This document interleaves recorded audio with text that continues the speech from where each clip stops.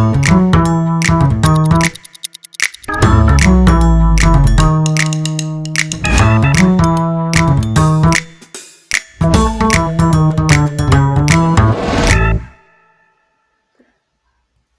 and welcome to The Road Not Taken.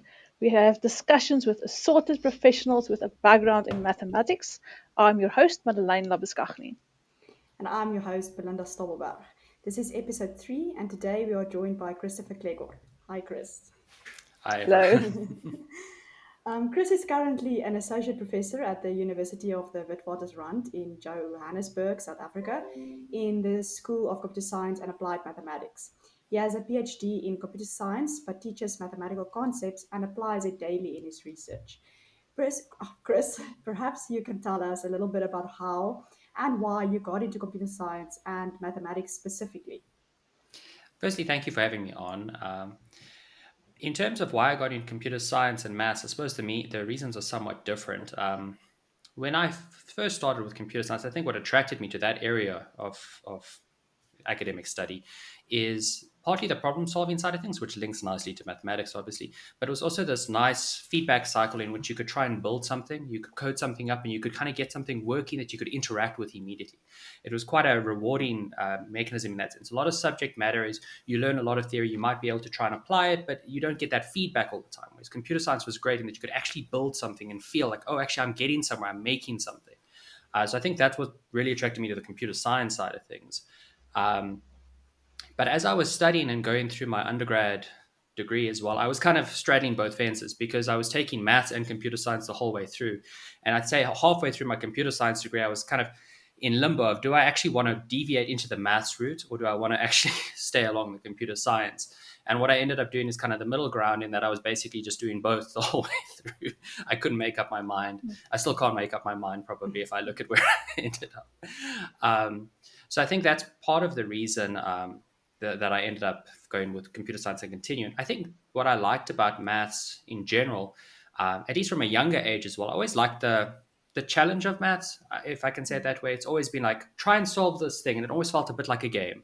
Or at least that's how I felt as a kid when I was looking at mathematics. So I always enjoyed that side of things, and that definitely held through further into university. And actually, weirdly enough, I found that in the middle part of my mathematics career, that almost, or the study in undergrad, that was almost less so. It felt that there was more mechanistic learning, and as soon as I deviated more to the analysis side of things, it kind of came back, which sounds weird because a lot of people, I think, don't like analysis. But for me, that was Yeah. back at the problem solving. It was more creative problem solving. You have to solve this thing. You don't have a clear step from start to end, and you need to try and construct your argument.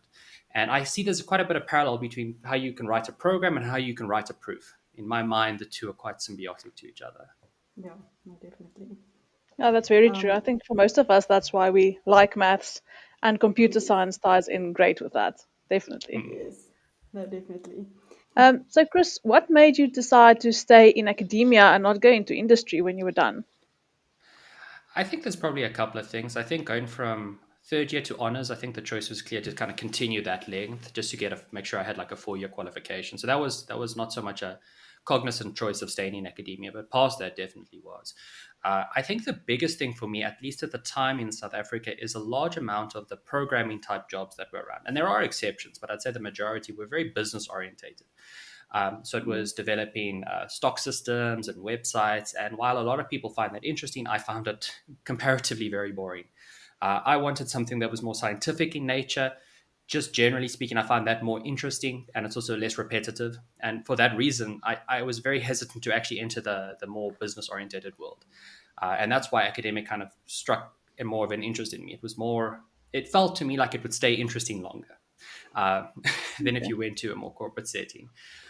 That said, I think the landscape in South Africa has probably changed a little bit since then, particularly with the advent of data science and things like that.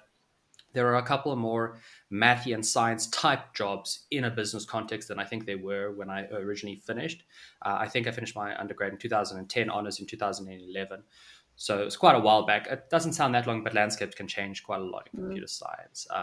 I think also part of the reason that I ended up staying in academia in some sense was that I was able to, after finishing my master's, I was able to get in as a lecturer at the University of Pretoria. And I think without that, I would not have had the financial means to actually pursue a PhD. So by being Mm. able to actually work and study in kind of the same environment made it feasible to go into academia. And then I had a full sense of both aspects, both the teaching and the research. And from there, I actually started actually enjoying that kind of role more thoroughly, I would say. But I'd say the biggest thing, at least at the time, would have been the fact that I wanted to stay challenged with what I was doing. And not to say there isn't challenge in the industry. I don't mean to dissuade people from that at all. But just personally, the kind Mm. of problems that I was encountering, I found more interesting in an academic context. I think if you stay in academia, you sort of have more of a choice, sort of, in where what you want to do. Where if you go Hmm. into industry, you do sort of what they tell you, which I think is nice. Yeah. Yeah, no, Yes, it's definitely. definitely definitely a big thing, and also you have the luxury of having longer time scales. So in an industry thing, you have to maybe you do some Mm. kind of innovative thinking, but it has to work in 6 months. Yes. There's no chance for failure, so you can't take as bigger risks. Whereas in academic context, you can try something perhaps more grand that might not work out, but because you have that freedom, you can look at a longer time scale, which means you can tackle harder problems. Yeah, definitely. Very true. Yeah. For me, the teaching is also like a nice distraction sometimes. So that's, I don't know. I think for Madeleine maybe as well. No. But yeah, Well, yeah, except for we, the we know we marking, like the but teaching. yes, yes, Yes. yeah. That is actually something, even from my side. When I was younger, I at no point thought I would enjoy being a teacher. For some reason, it never struck me. But when I started lecturing, I really enjoyed actually lecturing, which was Mm. a bit of a surprise to me. I enjoyed that live session, interacting with people. Online is a very different kettle of fish, so I'm It really is. looking forward to in Mm. person interaction. That Yes. whole speaking to an auditorium, getting a lot of feedback and engagement, I find that quite enjoyable and very rewarding, seeing people actually learn and get excited Mm. about the material. Which I really didn't think I would. So that was a surprise for myself because in I always thought no, it would be more frustrating teaching if you think about high school teaching, where half the people aren't interested in what you're teaching. Yes. Whereas in university context, there are some that are not Mm. interested, but by and large, people are actually enthralled and enthusiastic about what you're covering. So it's a very nice environment in which to teach because of that. Yes. No, definitely. I agree. Mhm. I agree. Um, Definitely. yeah. Yeah. So you mentioned that you started right after your master's as a lecturer, so you were appointed as a full-time academic. Do you think that that was detrimental to your, pursuing of the academia, or what was the disadvantages? What was the advantages of that? Obviously, not everybody can, become a lecturer right after their masters. I'm assuming you'll probably mention this as well, that it's mostly due to the computer science department at that point not needing a PhD, whereas with us, madam, in our department, at least at this point, you do need a PhD. So it's not that easy to start Mm. immediately. Yeah, I think it goes two ways. I think it was a huge opportunity on the one side. As I said, so I was able to actually do my PhD in a more funded fashion. As a staff member, it was easier to do it. So that was definitely an advantage.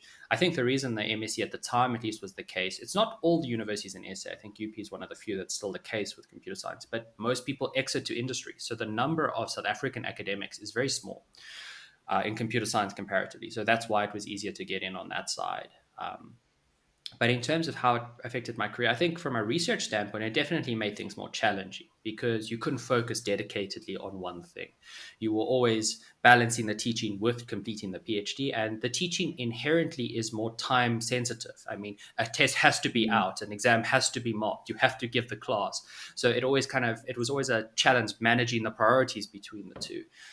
So that I would say was the harder bit. So in some sense, I might have been able to do the PhD quicker had I just been doing it dedicatedly, assumedly. But on the other side of it, I have a better pick or got a better picture of what it's like to be an academic. Because I think a lot of times, if you just do a PhD and then do a postdoc, all you've spent 90% of your time doing is research. And then when you jump into a teaching and research role, it's very hard to balance because you're not used to it at all. It's a Mm. completely novel environment. And then the teaching inherently would take higher precedent because it's the novel thing that you're trying to get good at. Whereas I was able to at least get a sense of, am I content balancing those two aspects of the job the whole time? So I think it benefited me. It was hard in the beginning, but in the long term, it was to my advantage because I had a much better sense of how to try and balance those two things in a profitable fashion, such that one didn't be sacrificed at the cost of the other.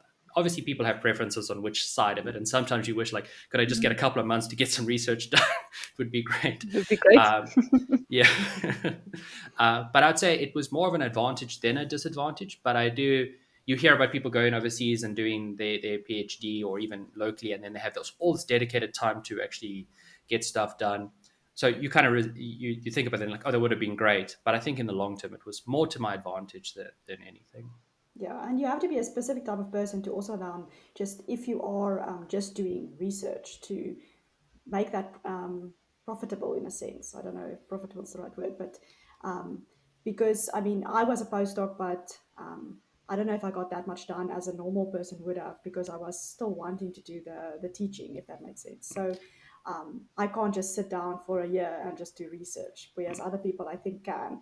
Do you think that not being able to do a postdoc to further the research part of your career was good or not good, was detrimental, or I don't think personally in my case, I think it could very easily be the situation. I think I was lucky enough that I was able to identify, even with my PhD, the area I wanted to do the research in. My supervisor at the time was pretty relaxed in me picking my research. So I had enough time to formulate what I thought were good open areas in my field. I think if you were very narrowed down into a specific subject, then going straight into research is hard because you only know that tiny microcosm because it's what you were told to study. So you don't have that breadth necessarily. And then that's challenging to kind of expand that yourself. So I think I was lucky in not having to worry about that side of things as well. yes. Also, the postdoc life though is almost a mainstay in academia now. I think from a psychological perspective, it's harder on people than people anticipate. Knowing that you're on 1 year contracts that you have to hit goals, otherwise maybe you don't get funding next year. It's not a great way to live. So I'm very No. glad I was able to dodge that. And I feel for anyone in that situation, because obviously it's almost a necessary step now, the way the landscape has Mhm. changed, but it's not Yeah, an it easy changed. step to actually take. Yeah, especially in South Africa, because I know overseas it's been a norm for much longer, but in South Africa it's also becoming a little bit more normal. So yeah, Yeah, as soon as a field becomes more saturated, you find that yes, there's more and more levels you have to, or hoops you have to jump through before you get in the yes, door. yes, no, definitely. Well, Chris, while we're talking about research and postdocs, etc., can you tell us a bit about how you use mathematics in your research? Do you still use mathematics, or is it more computer science now? I would actually, I would say it's probably more mathematics than computer science by quite a margin almost at this point. Obviously, I still program, and sometimes there's experimentation that needs to go into it. And I still like C++ and low level languages. So, I mean, I haven't lost that side of things. But if I think about the contributions in in most of my research, it definitely has a heavy mathematical bent. I mean, a lot of my most published works is in the area of optimization, and most of my Okay. contribution is theoretical in nature. It's proving guarantees, proving certain criteria for the optimizers. Um, Far more on that side than on a than like a code develop, implement something and say, oh look, we better on X number of benchmarks than another. I've always focused more on the theoretical side, and I think the reason that is perhaps the case is that you find, particularly in the area of optimization I was working in, so it's more stochastic black box optimization. So you don't have a good hold on the function. There was a lot of hand wavy methods that we'll try this, and you get good results. But there were no guarantees, which I didn't like. So it was almost a Mm. thing of I just like this aspect of the field, so that's the field part that I'm going to try try and improve. And I think that's what put me in that direction. And then naturally, maths becomes important for that Mm. side of things to actually prove guarantees. Um, but even in terms of stuff that's not just my main focus with optimization, if I consider machine learning as a more broad area as well as data science, all that area of research. So, because I do some work with radio astronomers, so that's more on the applied side of using machine learning. But those techniques at their core are mathematical in nature. So there's a bit of debate about which field owns the neural network, which I don't think is productive. But you find that some people see it from a computer science perspective, that you basically build this model and you train it, but it works for certain reasons. And those reasons are very mathematical in nature, as well as many areas of machine learning. I mean, neural networks gained notoriety before they had their dip and then their boom again in 2012 because of a theory in mathematics, basically the universal approximator theorem, um, in which there was proof that you could actually approximate any function with sufficient number of nodes in a neural network. And that's why people cared about a neural network for a long time, was because they had that little bit of theory. And that theorem, there are more advanced versions than that original one that was proved. I mean, that's very pure math in nature. I mean, that proof uses the Hahn-Banach extension theorem, which is a functional analysis theorem, which appears very Mm. abstract, but it's very actually applicable to neural networks, as well as many aspects of machine learning. Linear algebra is incredibly important, more important than I think anyone would ever have appreciated. And actually, it's funny. Linear algebra was quite a dry subject for me in undergrad. I'm not sure about everyone else, Yes, no, but definitely. Not my favorite. I've yeah, but I found that module, out of any of the more less pure mathy kind of modules, so ignoring the analysis side of things, has been the most practically relevant to every area of computer science type work that I've encountered. It's used so many places in computer graphics. It's persistent everywhere there, but it's also in the area of machine learning. It's actually crazy how much math there is. I think people underestimate it. Mm. What's actually under the hood in a lot of machine learning techniques. Yeah, Oh, that's I very can interesting. imagine. I Yes. think a lot of people just think of computer science as you sit in front of the computer and you program, but they don't Mm. think about everything that goes into it, which is very interesting. What is the most impactful thing you think that you've done your research in so far? Or maybe your I favorite think, thing? Or yeah, I think one of the things that I did with regards to optimization, I mean, I suppose time will tell if it's really impactful, but I felt that it was a useful thing in the field is that there was, for a specific class of optimizers, so in this case, it was particle swarm optimization, there was certain theoretical guarantees on when you got stability of the system. Basically, you have a population of entities optimizing in the search space, and you have some kind of recurrent relation structure guiding the movement. So it's like a discrete dynamical system in essence that's guiding the forward movement. And a lot of the theory about making guarantees, I went and looked at it, and the modeling assumptions they were using were absurdly simple. They were so simple that there was no ways they could reflect reality.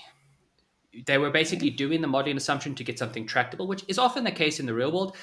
If you're trying to model Mm. something physical, you have to make some modeling assumptions to get anywhere.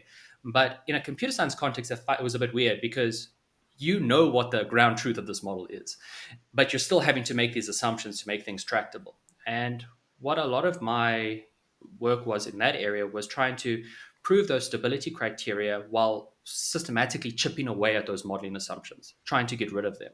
And the reason I think that my one of my results towards the end of my PhD was particularly useful is I was able to prove that I was able to get the stability criteria with minimal assumptions. So I proved the minimality of the modeling assumption. So there was this incremental work in the field where people were slowly knocking things away, and I basically was able to prove that okay, this is as minimal as we can get it. And from there, I now have a basic base theorem in which I can start devising external things, and it's not worrying that that thing is going to get chopped out from under you because somebody's going to make a better version because it was derived under minimal assumptions. So I'd say that theorem itself was probably what I think is kind of what I'm most proud of at this point. That may change over time, but I feel like it was a nice contribution. I was happy with the contribution, and I feel like it adds some legs to that theoretical research. Yeah, and yeah, I mean, you can just hear how mathematical that is actually. So I'm assuming it Exactly, was I like a wanted lot to of say that. analysis and work like that. So I mean, people that are working in that field could definitely also contribute in. I mean, sorry, in like an analysis type field, a very pure mathematics can definitely contribute in these type Hmm. of areas. So Well, for that theorem specifically, to tie back to the analysis, I mean, I had to build, obviously, for something like that, there's a bunch of preluding lemmas to make my life easier when I got to the bigger theorem. But one of the hardest lemmas to prove was entirely analysis based. I mean, it was an epsilon level proof. It was the only way I could prove um, what I needed. So I had this weird situation where I had to deal with a sequence of spectral or operators which had spectral radiuses that were varying, and there wasn't a proof out there for that weird combination that I was encountering. So I had to go back to the fundamentals to actually prove that lemma, and that was an entirely analysis thing. Had I not been comfortable with analysis, I don't think I would have actually been able to prove the larger theorem actually. yeah. Yeah, look, Yeah, this is quite probably also relatively niche, though, I suppose. I mean, you're in a relatively this. I don't think there's that many computer scientists. Maybe I'm wrong. That do this very pure computer science work, if that makes sense. So I suppose it is relatively niche. But would you say that analysis type subjects at undergrad level is good for computer science in general, or not really? I think there'll be different opinions from who you speak to. The classical view of mathematics and computer science has been more discrete in nature. So discrete structures, logic, things like that were very fundamental to computer science. But particularly because of data science in general, there's been a substantial shift kind of in the zeitgeist of computer science to more continuous type mathematics because those techniques are continuous techniques. They're not discrete techniques. So I think the field is shifting as time goes on. My personal feeling with something like analysis, and I know it's kind of, if, I know in overseas it's sometimes referred to as advanced calculus, so it's kind of weird that we have different terms for the same thing. Mm. Uh, but I feel like it's one of those few places where you start seeing real problem solving come up again. Not saying that there isn't problem solving in earlier maths, there definitely is.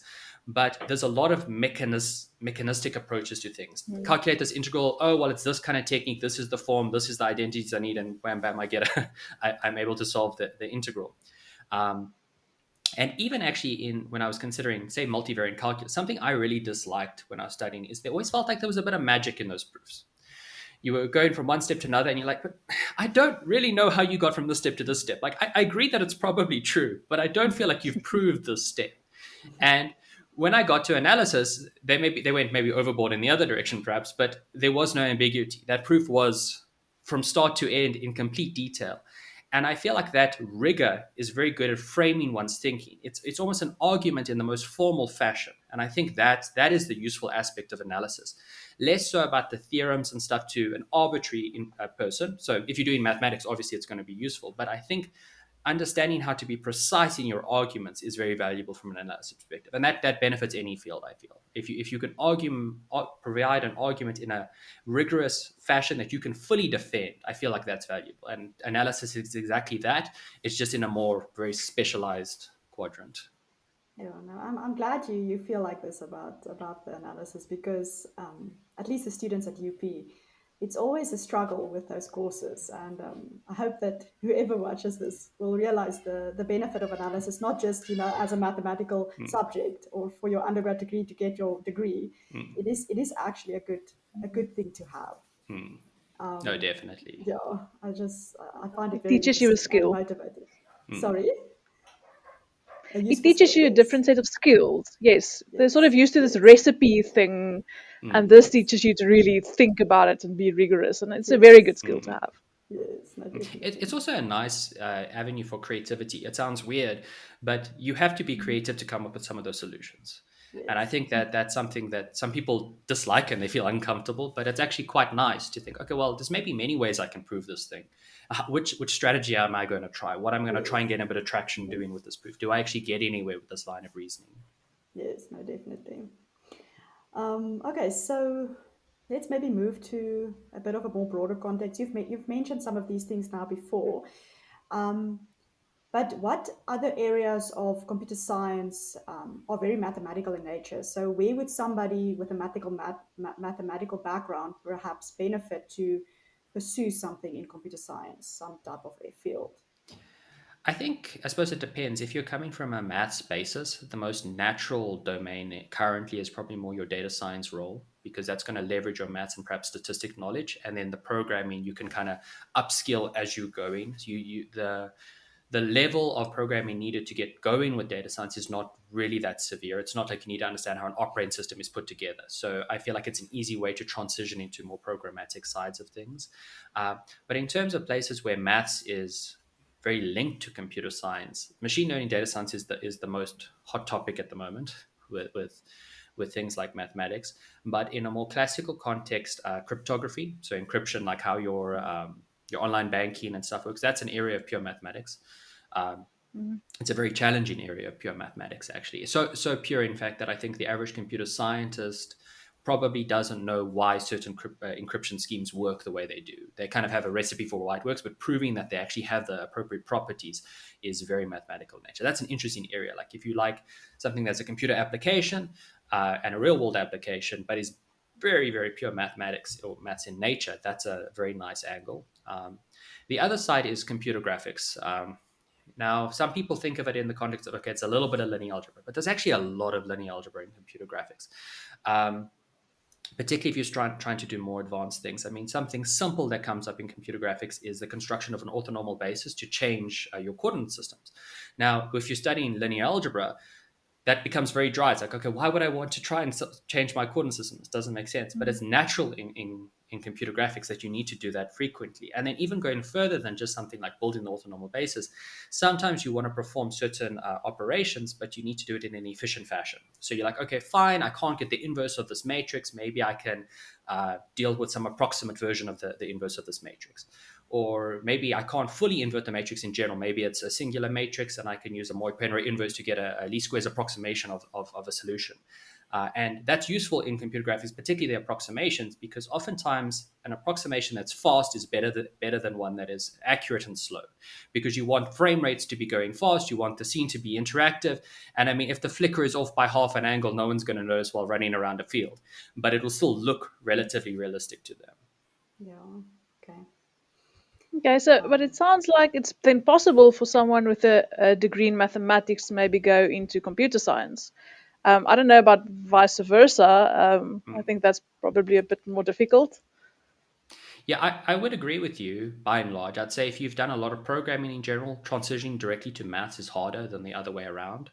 Mm. And I think it's because maths, in of its nature, is very pyramiding in structure, that you have this foundational Mm. structure and you keep building on top of it, on top of it. So it's hard for somebody that hasn't done maths, say they did calculus first year 10 years ago, and now they want to do something in measure theory. It's going to be a nightmare trying to Yeah. transition and read those proofs. No. Whereas I think the other way is a little better. I also think what's changed the shift from maths to computer science and made it a bit easier is programming languages have become much better than they were in the past. So before, even in say something like C++, most things were not pre-baked. You had to code everything from scratch. It was a huge mission to try and build everything. But with the advent of languages like Python and the like, it's very easy to just use a library, get what you need, and get on with the work that you need to get done. Now, I will say that there will be gaps. So even if you go from maths to computer science, you'll find over time, like, oh, wait, I don't have this kind of knowledge. I need to fill this up. But I think it's more feasible.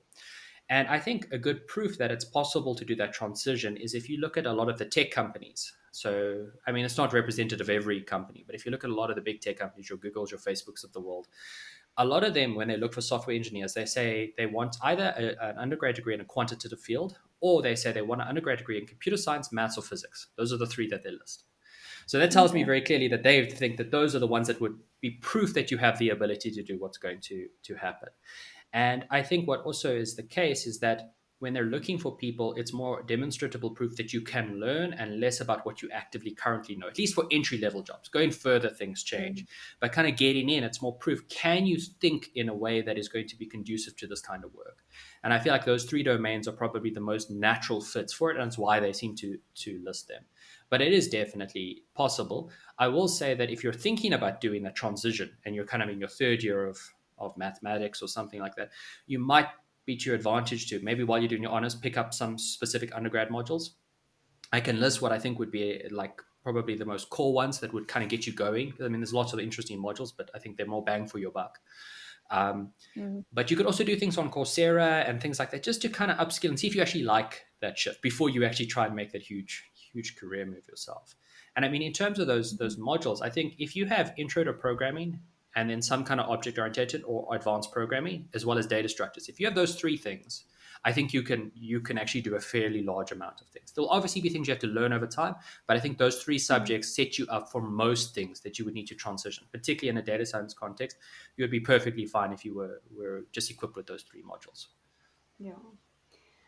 So in terms of computer science or people that are studying maybe computer science, I mean, you've mentioned linear algebra and so on. What are the main subject areas you think they would benefit from? I mean, we do have a few um, computer science students that are taking some of our math subjects, but perhaps this could also guide them in terms of what type of computer science, mathematic models they will benefit from.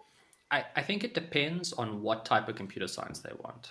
I think that's really what it is, because Yes. just like mathematics, there are many different branches. The Yes. same thing is with computer science. If you are, for example, interested in what's often called theoretical computer science. So that's finite automa theory, Turing machines, proof of computability, that side of things. You'd be better off doing more pure math modules. So your or algebra and abstract algebra and those kind of things will be useful. Combinatorics is obviously always nice, and there will be some linkage there, because that whole field of theoretical computer science by and large is about considering structures and building structures and seeing what those structures give you in terms of computability or efficiency and things like that. And that's very much linked to a more algebra side of things. So I would actually say that that branch of computer science in my mind looks to me more like pure maths. I think the divide between pure and applied maths is somewhat arbitrary sometimes, but I think it looks more in that algebra side of things. And I would say if somebody's interested in that side of computer science, doing more algebra type modules and abstract algebra would be the most beneficial. Um, if you're considering more AI type of things, I would say you need to make sure you at least have multivariable calculus, make your life a lot easier.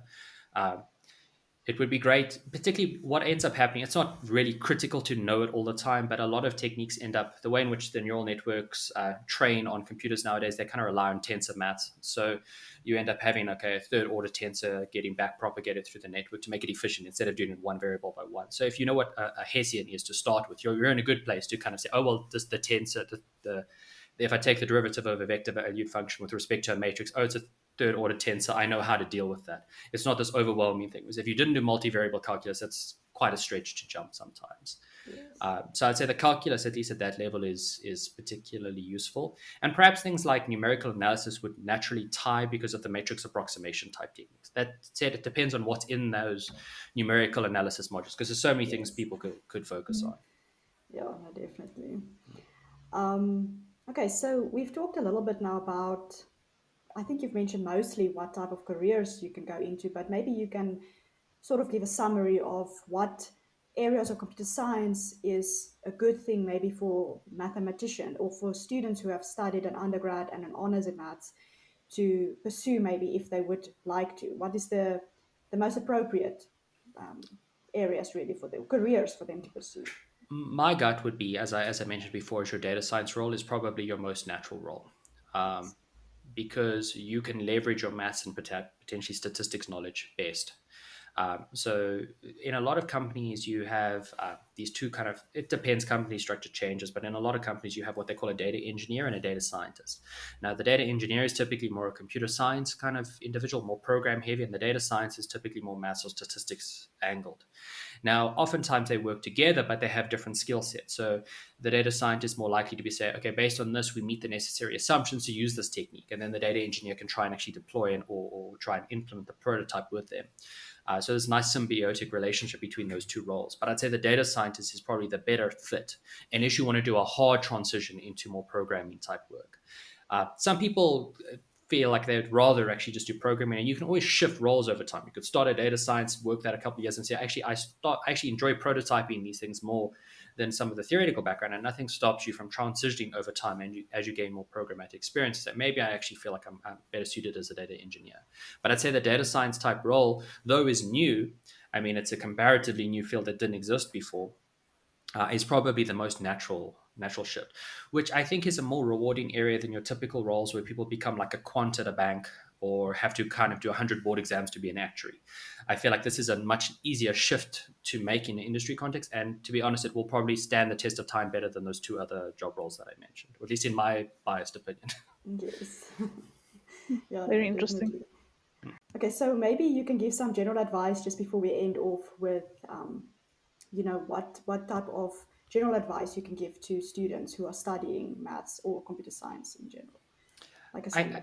I think there's a number of things one can say. I think one thing that you should try your best to do, and it's hard when you're trying to make sure you get through all of your modules, but a lot of time there's this approach of I just want to pass the modules and get through, and sure that might get you to the end of your degree, but that's not going to serve you the best.